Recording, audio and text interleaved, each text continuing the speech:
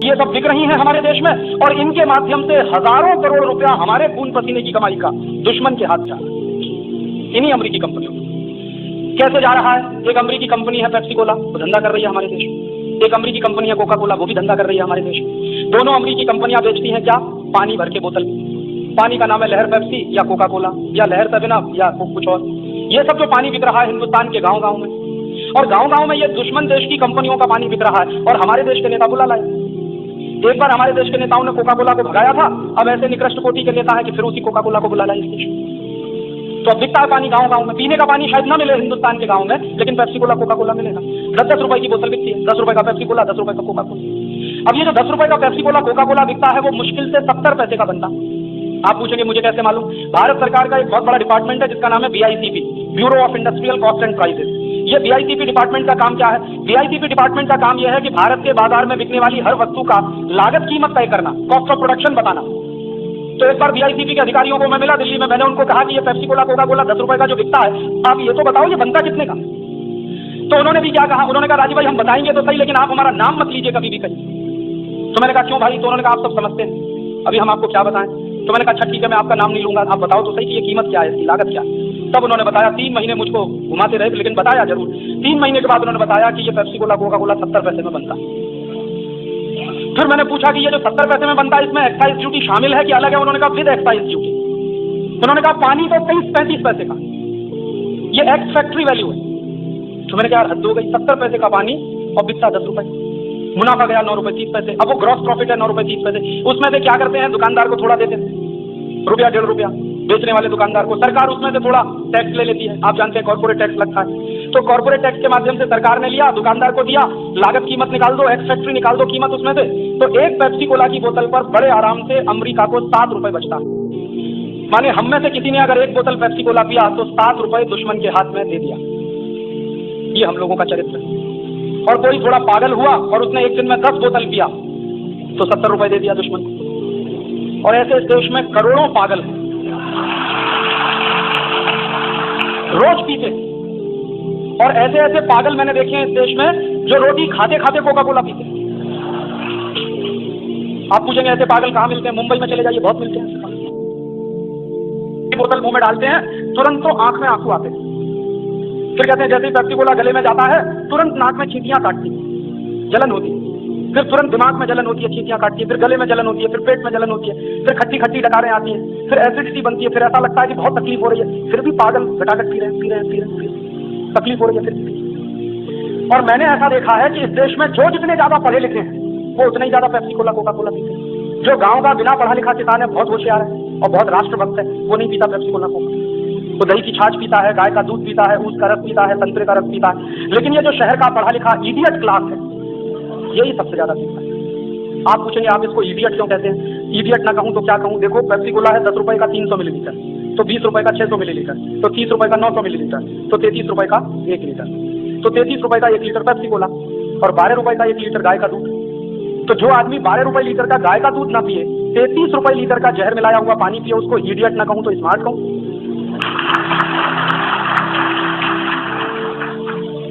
ऐसे बहुत लोग हैं। और कैसे ये धंधा चलता है, आप सीधा का हिसाब जोड़िए कि 70 पैसे का पानी, 7 रुपए अगर नेट प्रॉफिट है तो मुनाफा हो गया 1000 टका। 1000 टका मुनाफा दुश्मन देश की कंपनियों को हम दे रहे हैं। क्या बेच रहे हैं? वो पानी। और पानी अमेरिका से नहीं लाते, पानी हमारे ही देश का है, हमको ही बेचते हैं, मुनाफा अमेरिका ले जाते हैं। और एक बार मैं पेप्सी कोला की फैक्ट्री देखने गया तो मुझे एक और बात पता चली कि एक पानी की बोतल पेप्सी कोला की भरने के लिए उसको सफाई जब किया जाता है तो 10 लीटर अच्छा पानी उसमें बर्बाद करते हैं। एक पेप्सी की बोतल की सफाई करने में 10 लीटर अच्छा पानी बर्बाद होता है। करोड़ों लीटर पानी हर साल को हमारा बर्बाद करते हैं जो पीने लायक है। आप जानते हैं कि हमारे देश के 2 लाख गांव में पीने का पानी नहीं, करोड़ों लोग पीने के पानी से प्यासे, और करोड़ों लीटर पानी बोतल धोने में बर्बाद होता है। और क्या तमाशा चल रहा है हमारे देश में कि दुश्मन देश का ये पेप्सी कोला कोका कोला बिकवा कौन रहा है इस देश में? नेताओं ने तो लाइसेंस दे दिया, ठीक है, अब बिकवाने का धंधा कौन चलाता है? एक आदमी है, उसका नाम है सचिन तेंदुलकर।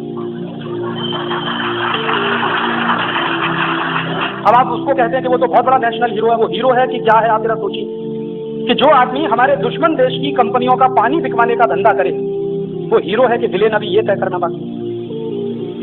आप देख लो कि सचिन तेंदुलकर सबसे ज्यादा जाहिरात करता है पेप्सी की, और दूसरे नंबर पर अगर उसको समय मिला तो सबसे ज्यादा जाहिरात करता है कॉलगेट की, कॉलगेट भी अमेरिकन कंपनी। और तीसरे नंबर पर समय मिला तो वो जाहिरात करता है वीजा पावर की, वीजा भी अमेरिकन कंपनी। मैंने चुन चुनकर अमेरिकन कंपनियों की जाहिरात हमारे देश का सबसे अच्छा क्रिकेट खिलाड़ी सचिन तेंदुलकर करता है। उसको हम कहते हैं वो राष्ट्रीय खिलाड़ी है। तो राष्ट्र का खिलाड़ी है कि अमेरिकी कंपनियों का एजेंट? हमने तो उसको क्रिकेट खेलने के लिए बनाया, वो तो धंधा बढ़ा रहा है अमेरिकी कंपनियों का।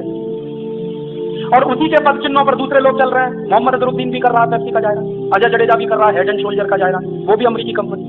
सौरभ गांगुली भी करता है, विनोद गांगुली भी करता है। और मैंने क्या देखा है कि जितने हमारे बैट्समैन हैं वो सब पेप्सी की जाहिरात करते हैं, और जो बॉलर्स हैं वो कोका कोला की जाहिरात करते हैं। बॉलर्स में सबसे ज्यादा कोका कोला की जाहिरात करता है अनिल कुंबले, दूसरे नंबर पर जवागल श्रीनाथ, तीसरे नंबर पर अजीत आगरकर। तो बॉलर सब कोका कोला के हैं, बैट्समैन पेप्सी कोला के हैं, भारत का कोई नहीं। आप सोचते हो ये भारत के लिए खेलते हैं? कोई भारत के लिए नहीं खेलता, सब पैसे के लिए खेलते हैं। सचिन तेंदुलकर को पेप्सी कोला कंपनी साल में 1 करोड़ रुपए देती है। अनिल कुंबले को कोका कोला कंपनी साल में 50 से 60 लाख रुपए देती है। और इसी रेंज में सब खिलाड़ियों को मिलता है। तो ये पैसे के लिए खेलते हैं, कोई राष्ट्र के लिए नहीं खेलते। और ये लोग राष्ट्र के लिए खेलते नहीं हैं, इससे बड़ा सबूत आपको और क्या चाहिए अभी इस देश में कि ये सब लोग हैं जो अमेरिकी कंपनियों का धंधा बढ़ाने के काम में लगे। इनके साथ साथ कुछ और लोग भी हैं, जैसे शाहरुख खान, जैसे करिश्मा कपूर। ये शाहरुख खान भी पेप्सी का जाहिरात करता है, करिश्मा कपूर भी कोका कोला का जाहिरात करती है। तो ये सब लोगों को राष्ट्र की कितनी चिंता है या कितने ये राष्ट्र विरोधी हैं, आप खुद तय करिए। मैं आपको सिर्फ एक सबूत पेश कर रहा हूं। आपने अभी देखा कारगिल का संकट हुआ। कारगिल के संकट में आपने ये भी देखा होगा कि हिंदुस्तान के गांव-गांव से गरीब आदमी ने कुछ ना कुछ देश के लिए दान किया कि नहीं?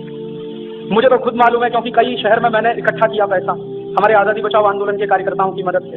हमने भी भेजा वहां जितना हमसे बन पड़ा। तो एक जगह तो मैं घूमता था छत्तीसगढ़ के इलाके में, ऐसे ही एक शहर में पैसा इकट्ठा करने के लिए। तो मेरी आंख में एक दिन पानी आ गया। मैंने देखा कुछ भिखारियों ने जितनी भीख मांगी थी सब डाल दिया उसमें। माने जो रोटी खाने के लिए उन्होंने कहीं से भीख मांगा था वो पैसा भी कारगिल निधि में डाल दिया उन्होंने कि ये भेज दो, इससे बड़ा हमारा और क्या कंट्रीब्यूशन हो सकता है देश में। इतने जिंदा दिल भिखारी, लेकिन दिल के कितने अमीर। उनके पास तो वही एक सहारा है, रोज मांगना रोज खाना, रोज कुआ खोदना रोज खाना, और दे दिया सब पैसा। तो मैंने कहा आज का भोजन कैसे करेंगे? उन्होंने कहा नहीं करेंगे 1-2 दिन भोजन।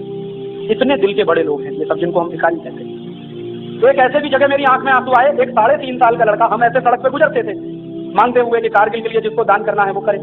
तो एक 3.5 साल का लड़का अपने घर के अंदर गया, अपनी गुल्लक लेकर आया। गुल्लक समझते हैं जिसमें पैसा रखते हैं? उसने कहा इसको तोड़ लो और इसमें जितना मिले तो वो सब कारगिल में दे दो। तो उसी के सामने हमने उसकी गुल्लक तोड़ी मिट्टी की, तो उसमें कुछ 1100 रुपए निकले। उसने सब दे दिए। 3.5 साल के बच्चे की आप चेतना देखिए राष्ट्र के बारे में। मैंने उस बच्चे को एक ही प्रश्न किया कि ये पैसे तुमने किस लिए जमा किए थे? उसने कहा अंकल मैं इसकी साइकिल खरीदने वाला था। तो मैंने कहा अब तो तुम्हारी साइकिल नहीं आएगी। तो उसने कहा ठीक है नहीं आएगी, ये पैसा कारगिल भेज दीजिए। और उसके माँ और बाप को बहुत गौरव महसूस हुआ कि हम शायद 100 रुपया देते या 200 देते या 500 देते, हमारे बेटे ने पूरी गुल्लक दे दी। तो 3.5 साल का बेटा हो या हिंदुस्तान का गरीब से गरीब आदमी, 90 साल का बुजुर्ग हो या कोई नौजवान, सबने कुछ न कुछ दिया। लेकिन आपको मालूम है सचिन तेंदुलकर ने क्या दिया, विनोद गांगुली ने क्या दिया, अजय जडेजा ने क्या दिया, शाहरुख खान ने क्या दिया, करिश्मा कपूर ने क्या दिया? इन लोगों ने क्या दिया कारगिल के लिए? कुछ नहीं दिया। अपने खीसे में से निकालकर, अपने घर में से निकालकर 1 पैसा नहीं दिया। आप जानते हैं ये सब करोड़पति लोग हैं। इन्होंने करोड़ों रुपए हिंदुस्तान के नाम पर इकट्ठा किया। उसमें से अगर 2, 5, 10 करोड़ भी ये देते तो इनके घर में कोई कमी नहीं होने वाली थी, लेकिन नहीं दिया। जब इनके ऊपर दबाव पड़ा कि कारगिल में कुछ ना कुछ देना चाहिए, कुछ ना कुछ करना चाहिए, तो इन सब लोगों ने मिलकर क्या किया कि चलो एक फुटबॉल का मैच खेलेंगे और फुटबॉल के मैच में टिकट बेचेंगे, और उस टिकट की जो बिक्री होगी उसका जो पैसा आएगा उसमें अपने मैच का खर्चा निकालकर जो बचेगा वो कारगिल में। तो मैच हुआ दिल्ली में, आप सब जानते हैं। एक तरफ फिल्म स्टार, दूसरी तरफ तो ये क्रिकेट प्लेयर। तो मैच में टिकट किसने खरीदा? तो लोगों ने जो खुद भी कारगिल में दान कर रहे थे। हमारे जैसे आप जैसे लोगों ने तो टिकट खरीदा। तो टिकट का पैसा तो उनके खीसे का था जो पहले भी दे चुके थे कारगिल के लिए। इन्होंने अपनी जेब से निकाल कर क्या दिया देश के लिए? तो आप सोच लीजिए ये कितने राष्ट्र के लोग हैं और हम इन्हीं के लिए माथामारी करते हैं। और ये कितने निकृष्ट और घृणित किस्म के लोग हैं। थोड़े दिन पहले कपिल देव ने कहा कि पाकिस्तान से मैच नहीं खेलना चाहिए। बहुत अच्छी बात है, चलो अकल तो आई। लेकिन अब क्या बोल रहा है? अब कह रहा है कि चूंकि युद्ध खत्म हो गया है तो पाकिस्तान से मैच खेल लेना चाहिए। मतलब क्या है? कि मैच होगा तो सबका हिस्सा उसमें बनेगा। मैच होगा तो पेप्सी कप होगा या कोका कोला कप होगा या विल्स कप होगा, और जो भी कंपनी मैच को स्पॉन्सर करेगी वो लाखों रुपए करोड़ों रुपए रखेगी। तो किसी खिलाड़ी को कुछ मिलेगा, किसी को कुछ मिलेगा। कपिल देव को कुछ नहीं मिलेगा तो एक्सपर्ट कमेंटेटर के रूप में तो बुलाया ही जाएगा, तो उसमें 10-20 लाख तो मिल ही जाएगा, इसलिए मैच खेल लो।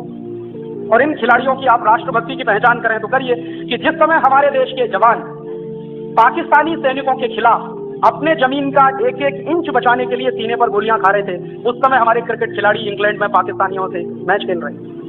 अगर इनमें थोड़ी भी राष्ट्रभक्ति होती और थोड़ी भी देशराज की भावना होती तो जिस दिन भारत पाकिस्तान का मैच होने वाला था ये प्रेस कॉन्फ्रेंस बुलाते और कहते कि ये मैच संभव नहीं, हम इंग्लैंड में खेलें विश्व कप या ना खेलें, लेकिन ये हमारे राष्ट्र की अस्मिता का प्रश्न है, हमारे राष्ट्र के स्वाभिमान का प्रश्न है, ये मैच संभव नहीं है भारत पाकिस्तान का।